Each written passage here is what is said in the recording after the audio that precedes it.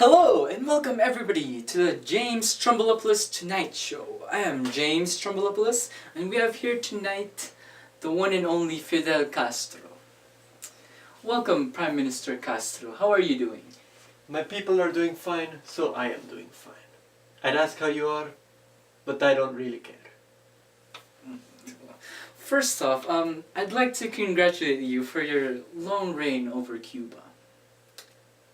Thank you, of course. Well, some people would call this an authoritarian state. What do you think about that? I am not a dictator. I am simply loved by my people. The people love my rule so much that my opposition is simply eliminated. I'm sorry, what was that wink for? What wink? Ah, okay. Tell me more about the government before yours. What was the Batista government like? The Batista government was a very corrupt one. He took over illegally in 1952 and ruled as a very violent dictator. That is, until I came along. Very true, very true. He controlled the people through brutality and took drastic measures to barely maintain the country. At first the US supported him, but once they saw how great a leader I could be, they supported me instead. So, what was the condition of the country before? I heard there was a huge income gap between the wealthy and the poor, and there was very high unemployment. Is that true? Yes, there was widespread poverty, and all of the wealth was accumulated in the hands of a few. This again is due to the corruption that was present. Moreover, there was high unemployment and a dependence on exporting sugar. This created a myriad of economic problems, and all in all, people were very unhappy with the Batista government. Alright, let's talk about your government. What is... Gladly, for it is a great government. Yeah, sure. Anyway, what do you think contributed to your rise to power? You just told us how the US decided to support you and your endeavors, but there must be more to it. It all started with me graduating from law school. You know, like... I was just a poor boy from a huge family. He was just a poor boy suing the authority, but detouring him can be done legally. Very true, you are right. Will you let me go? As I was saying, so I instead united my fellow revolutionaries and initiated an attack on one of his military bases. This sadly was not successful.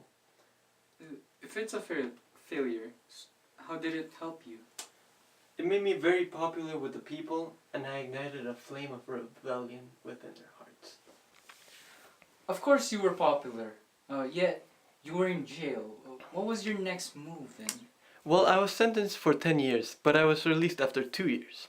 Afterwards, I fled to Mexico and trained men that would follow my cause. Then I came back years later and took over many towns through guerrilla warfare. Batista ran like a dog at the sight of this, on January 1st, 1959 to be exact. And then you became Prime Minister on February 16th of the same year. Bravo! So, what did you aim to do with Cuba now that you had power? My aim was to reform Cuba. I had the intent to change many economic policies at the time. For example, I wanted to limit private and foreign ownership, nationalize services. I wanted to stop relying on you American infidels. Get it? But What? How dare you? It's your fault you became communist, and we all know we don't help communists. Originally, I had no intent to be communist, but when I needed more support, the communists were the ones who were capable of providing such assistance. The poor peasants also welcomed communism, and eventually, so did the rest of the population. Makes sense. You said that you obtained many towns through guerrilla warfare.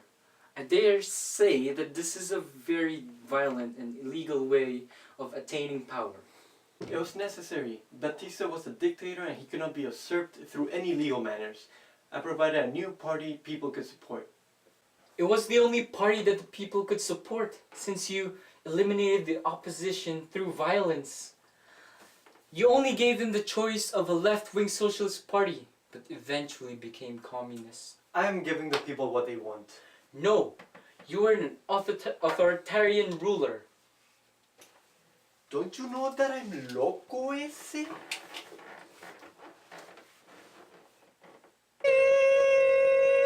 We will be right back right after these commercials. Don't let our brother Che Guevara die in vain. He died a brave death, being the great revolutionary he was. He helped bring Castro to glory by being one of the greatest tacticians ever. He also helped thousands of illiterates to become literate. He taught military tactics. He established newspapers that increased communication. But you know what else increases communication? Following him on Instagram, Twitter, Facebook, Blogger, Tumblr, MSN, YouTube, MySpace, LinkedIn, and Snapchat at Che_Guevara. Welcome back to the James Trumbullopoulos Tonight Show. Now, tell me more about your domestic policies and their impacts on Cuba. I'm both the political and military leader of Cuba. Politically, I was assisted by Khrushchev in 1961 because few Americans were unwilling to help me. This led to Cuba being influenced to become a communist country. Economically, I nationalized oil refineries, agriculture, and sugar production. The US, of course, was angered because they had invested a lot in these industries. Then, I seized their businesses and farms and redistributed these to my fellow farmers and peasants. Socially, I made healthcare universal. I provided public housing that was very affordable. I opened 10,000 schools and raised literacy rates to the highest in Latin America. I imposed a new man's theory upon my people, where they must work for the common good rather than for personal greatness, like you greedy Americans. I promoted cultural growth in the fine arts through the creation of the National Ballet of Cuba, among others.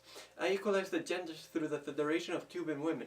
I promoted the establishments of daycare centers by women. I created the Family Code in 1975 that gave equal rights in relations to marriage, divorce, adoption, and childbearing. I passed anti-discriminatory legislation that benefited Afro-Cubans, vastly reducing racism in my country. Religiously, Cuba became secular in 1991 and has since increased cooperation with religious groups aiming to assist the hungry and the homeless. Well, there are a few problems with your policies, I might add. I've uncovered that you have heavily censored the media, especially American views. That is unforgivable. Also, you turned people away from their God, shutting down numerous Catholic schools and prevented believers from seeking to work in the government. After you imposed these, most of the population stopped practicing their religion in fear of being prosecuted. That is unforgivable. Moreover, you indoctrinated the children of Cuba. You forced them to say patriotic phrases like, "Pioneers by the communism, we will be like Che." That is unforgivable. You take away the prior right of parents to choose an education for their own children by making free universal education the only choice. That is unforgivable.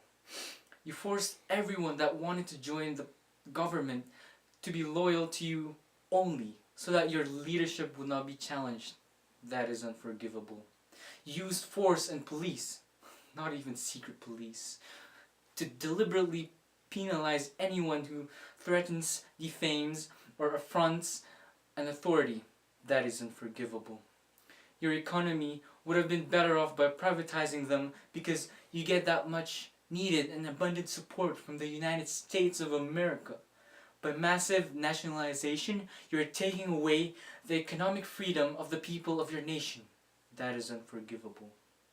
You directed people's discontent towards us. For what? Because that is unforgivable. Because you imposed embargoes on us for nationalizing your industries, you attempted to assassinate me 638 times, for crying out loud. And you attempted to start revolutions in my country like the Bay of Pigs scenario. Just 638 times. Anyway, now for the daily cartoon segment of the day that we show nightly at night. Here we have a cartoon by Ed Voltman depicting Nikita Khrushchev as a dentist and Fidel Castro as the patient. It describes the Cuban Missile Crisis. Instead of having teeth and dentistry tools, there are nukes and pliers respectively. Due to the agreement between the US and the Soviets had to remove the nuclear missiles from Cuba. And when Nikita says, "This hurts me more than it hurts you," the cartoon takes on a biased point of view. It claims that it hurts Nikita because he's losing money he had spent on aid for Cuba and Castro. This cartoon is also a representation of the end of communist views that negate democracy. This shows that both you and Soviets are weak and are easily manipulated by America. How do you feel about that? Huh? I thought that you already knew that I am Loco. Don't you already know that I'm Loco?